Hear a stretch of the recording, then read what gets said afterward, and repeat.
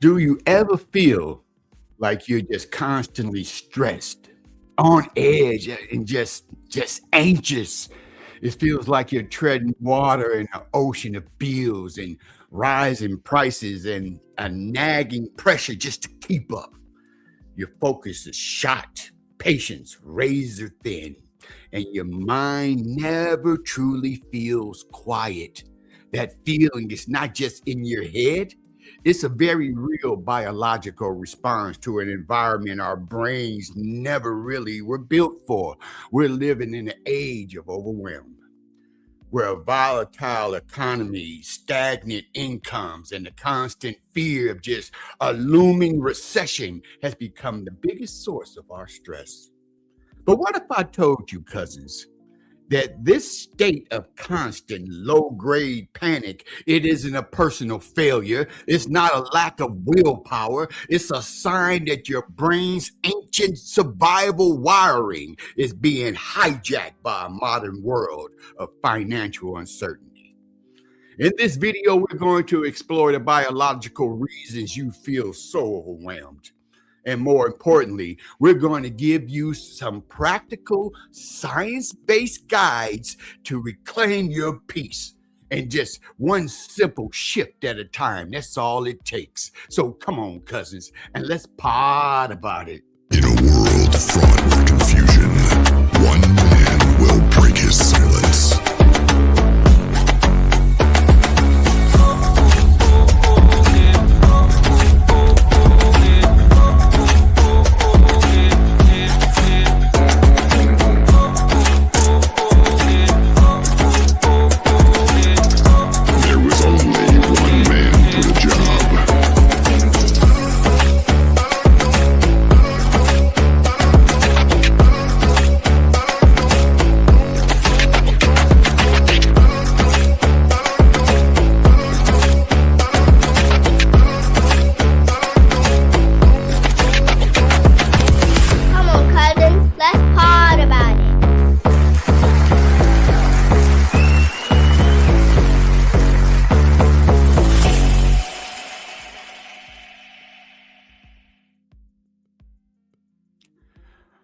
The biology of just feeling overwhelmed. Welcome, you guys, to the funkiest show this side of the Pecos, baby. Who, me, I'm just your liaison and your tour guide for this journey that we call life. You are tuned in to another episode of Word to the Wise with the exclamation point, and I'm here to break it down to this last compound because I got your back like vertebrae, so you don't have to worry about Nathan. Yes, stress is out there, and it will always be out there, and it's not going anywhere. So you might as well just dig deep on where you come from, where you are, and where you want to go. I always got to show love for the people who brought me into the world and where I come from. Yeah, ladies and gentlemen, give it up for Pops and Fat Mama. Oh yeah, they taught me, yeah, it's always going to be something. Or as my mama used to say, Fat Mama, if it ain't one thing, it's another. And you know exactly what I'm talking about. We are here to discuss the age of overwhelm, and it is something that is so powerful. So let's start with the why. Why does a trip to the grocery store or an unexpected bill, it feels like a genuine threat? The answer lies in your body's ancient survival system. When your brain perceives a threat, any threat, it triggers the release of stress hormones like adrenaline, cortisol, and you prepare yourself to fight or flight. Our ancestors, yeah, this was essential for their survival, God, giving them the power to be able to fight off a predator or flee from danger. It's the same mechanism that still exists inside of us. But today, that system is being activated, not by a short-term physical danger, but by a chronic, unending financial threat. Think about it. Every time you read a headline about inflation or swipe your card, hoping it doesn't decline, or worry how you're going to cover next month's rent or the mortgage, or the body is just flooded with cortisol. The problem is these threats, they don't go away. It's not like these others where the state of chronic stress in your brain doesn't know the difference between a predator or a stack of overdue bills. It just knows this under a threat. The constant state of hypervigilism is exhausting. And it's especially powerful because financial stress is unpredictable, isn't it?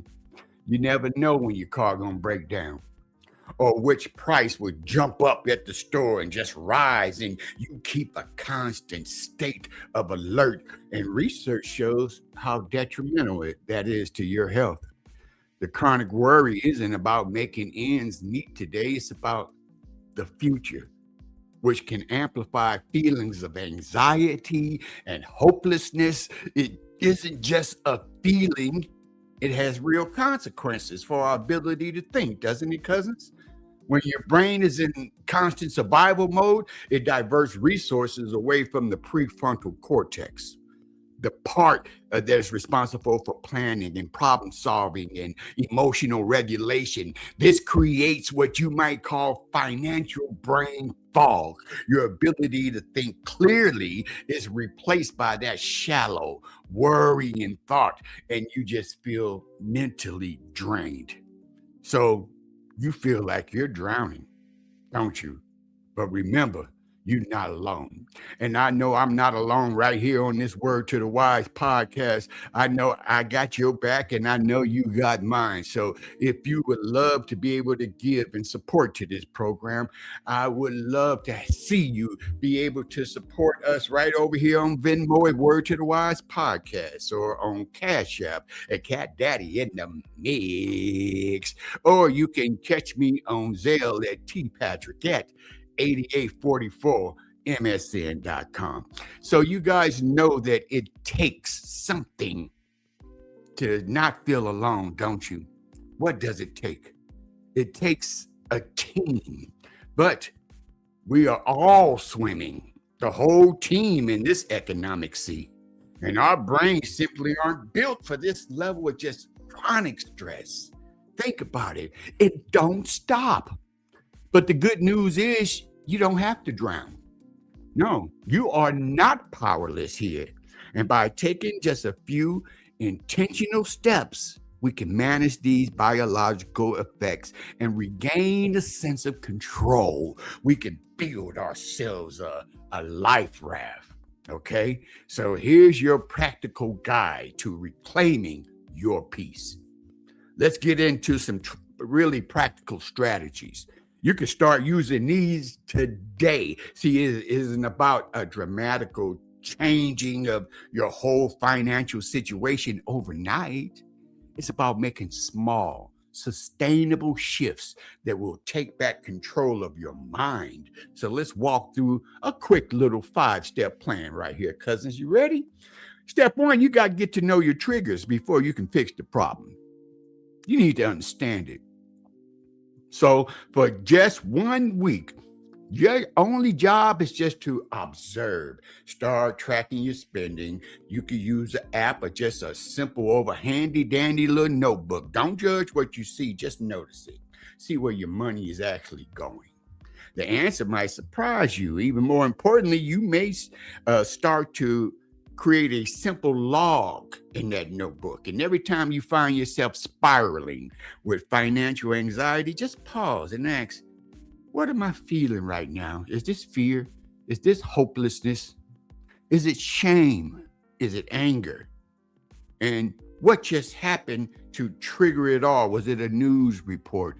Was it a bill that was in the mail? Was it an Instagram post? Was it something you saw on Facebook? The simple fact that the act of awareness, it helps you to identify your own triggers. What triggers you, cousin? Drop it in the comment. I want you to drop in the comment section what are some things that trigger you. You might find that you overspend when you feel insecure. They're called impulse buys. Or you may find that you checking your bank account before you go to bed, and that leaves you too tense to sleep. Awareness is the first and most critical step. When you're gathering this data, you need to make some smart changes. You're just watching. You're not doing anything different.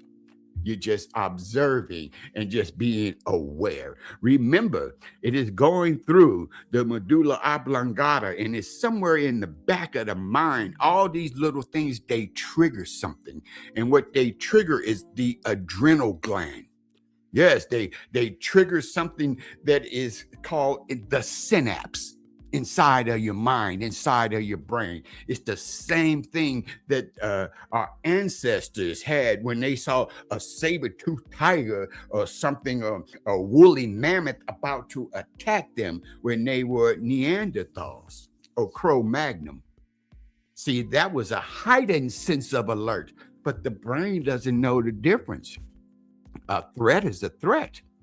So it puts you in the mode of I'm going to fight or I'm going to flight. I'm going to stand my ground or I'm going to run. And it is happening inside of the mind. So master the art of the mindful break is step number 2.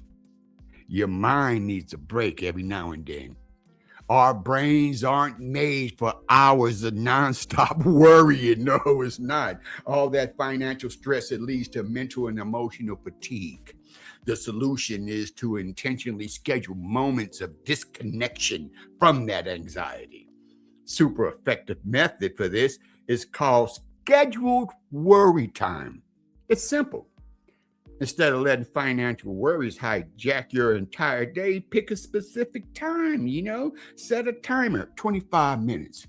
I'm going to use that time to actively deal with my finances. Review your budget, make a plan, pay a bill. And when the timer rings, you stop.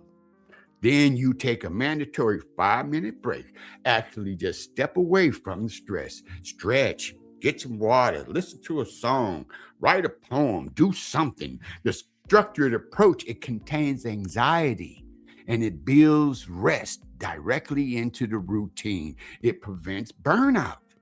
So another powerful micro habit is to use your breath to calm your body's stress response. And when you feel that panic is rising, that tightness in the chest, the racing heart, stop. Take 5 deep breaths.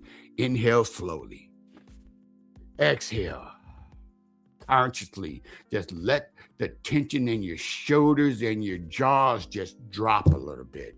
This tiny little action, it'll help activate your body's relaxation response, pushing back against that fight or flight. It's a state that triggers by money worries, by world worries about what's going on in the political arena, what new drama we've seen when we woke up this morning. Every day, the headlines are just bombarding us with things we need to be concerned with. It seems like it is a plot. It's a plan. It's not accidental, is it? It means it wants us preoccupied in our own head so we don't actually get out there and be active. But we have to protect our mind first. So remember this acronym, okay? Get your mind right. Get your mind right. GYMR. Get your mind right. And that'll bring you to step 3. Create and defend your boundaries. We about to get to the meat of it. See, your mind and your peace of mind is directly tied to the quality of your boundaries. Right now, financial stress probably has none. It can interrupt you at any time, anywhere. And it's time to change that. First, you do an information audit, go through social media, unfollow accounts that constantly flash a lifestyle that make you feel bad. Mute keywords like recession or inflation if the news cycle is a major trigger for you. You don't panic and get a 24/7 IV drip of that economic panic. No, letting that exposure give you a much needed sense of control. And then second, you stop reacting and start planning. Instead of responding to every financial worry as it pops into your head, batch your financial tasks. Dedicate a specific block of time each week and say, Monday afternoon, pay bills, review your spending, plan meals for the week, do all that stuff. This is my block of time, my boundaries. And outside that window, give yourself permission not to think about it. This is one change that can dramatically improve your ability to be present in your own life. And finally, create some worry-free zones and times. Two most important: dinner table and the bedroom. I'll say that again for the people who didn't hear me. Dinner time and the bedroom. You see, meal times should be a time of peace and not to have a conflict over money. Your bedroom needs to be a sanctuary for sleep. Now, I'll say this, and I wish somebody would have told me this when I was younger. Invest in a good mattress. We spend a lot of money on a lot of stuff, don't we? Yes, we do. And some of it, it'll come and go. You know, expensive dinner, expensive jewelry, expensive handbags, or expensive this or expensive that. But boy, your sleep is valuable.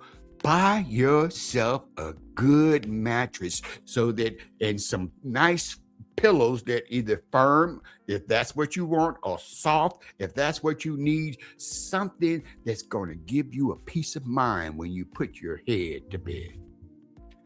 And your bedroom, it will be a sanctuary for sleep. So if you're lying awake at night stressing about the world, politics, money, get up, write it down, put it on a pad of paper, and then put it in your scheduled worry time. See, this gets them out of your head. Poor sleep destroys your mental and emotional resilience. Step 4, 7-day financial clarity reset. 7-day. If you're feeling totally swamped, a short, structured clarity reset can be an amazing way to recalibrate your brain's stress response. Even small steps to regain your control. They can even lead to meaningful decreases in anxiety. This isn't about magically fixing everything. No. It is an experiment to prove to yourself that you can manage that anxiety. And you can rediscover the joy of a less stressed mind. Yes, give yourself 7 days and try it. It takes time to undo any habit, just like it took time to accrue one. Step 5, last and final step, replace and reconnect. Last step is important. Fill that void. A lot of our financial anxiety spins in a loop because we feel helpless and isolated. To make new habits stick, you have to find healthier ways to build a sense of agency and connection. When you feel that urge to get stressed out, or do some stress spending, or doom scroll about the economy, you got to have a replacement ready. Go for a walk. It's free. Put on a podcast. Tidy up your house. Call a friend. See, these activities, they provide different, more fulfilling kinds of reward that is less likely to spike that anxiety. Most of all, you prioritize real world connections and be honest with a trusted friend or a family member about stress that you're feeling. You're likely to find that you are not alone. Oh no, financial struggles, they can make you feel like you're isolated.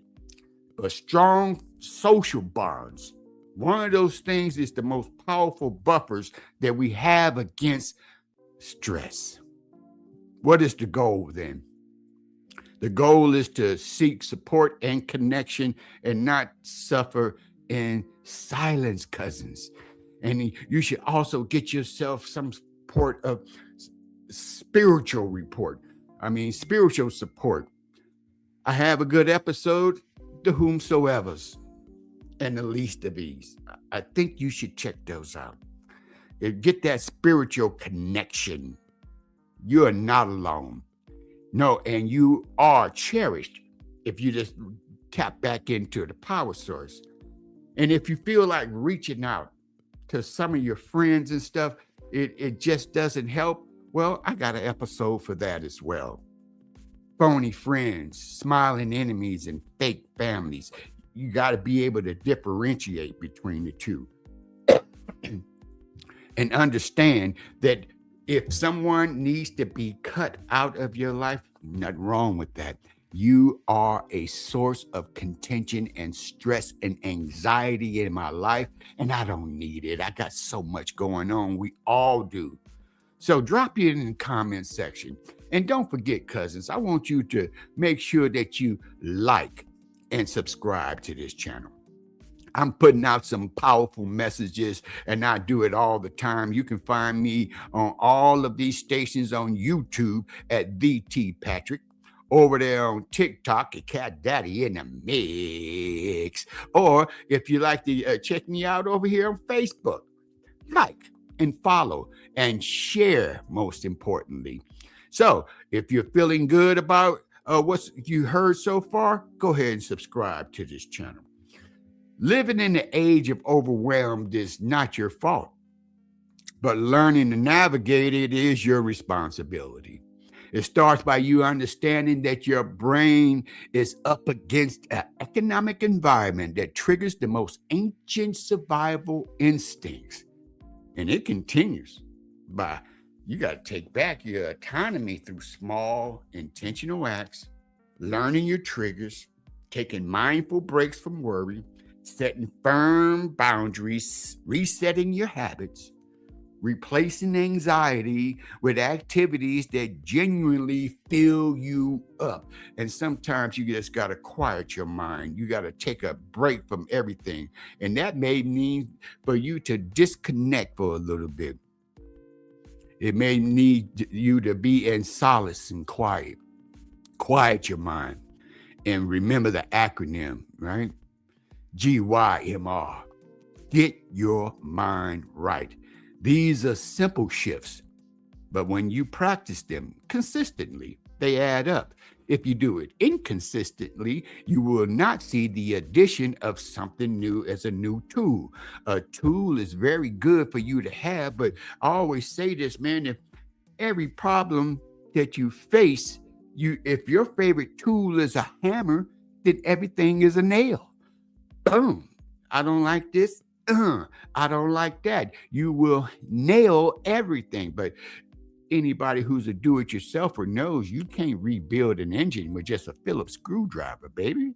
No, cousins, you got to have a large variety of tools and a knowledge of how to use them.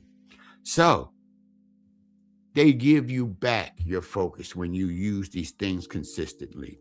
Your energy, it comes back. Your peace, it comes back. And you have the power to stop drowning. You have the power to build your life raft and sail towards a calmer, more present life and get out of that stress-filled thinking. If this hits you home, then you give this video a like and subscribe. And in more ways, you can reclaim your focus and your peace in this crazy modern world. And I like for you to know that one small change you're going to make this week, leave it over there in the comment. What one change are you willing to make this week to feel less overwhelmed? Let me know in the comment section. Let's learn from each other.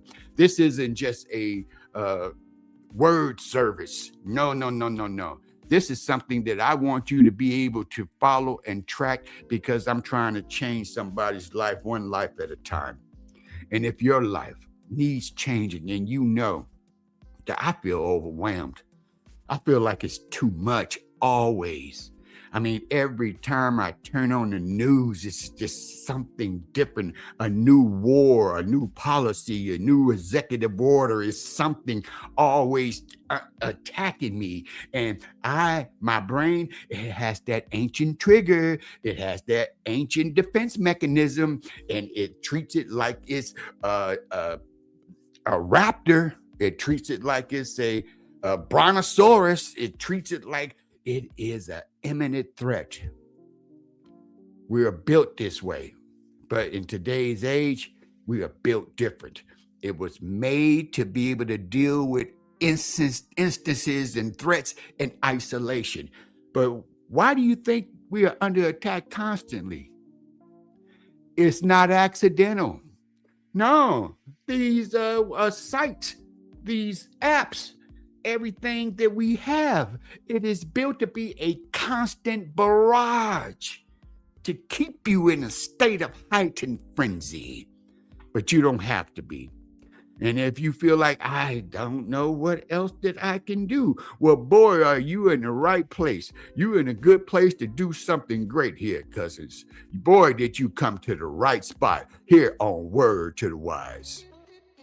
So you keep doing what you got to do, and just remember, it's a jungle out there, you guys. Yes, and we have primal instinct. But you just keep swinging like Tarzan. And I got your back like vertebrae. And don't you worry about Nathan, baby. You can be all right.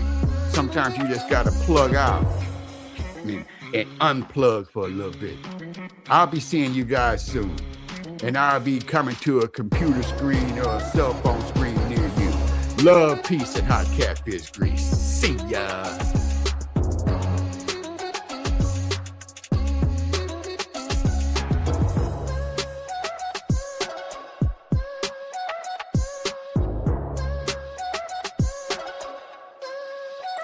I hope you like the podcast and you really like the podcast. Come on, be serious. And you really like my podcast.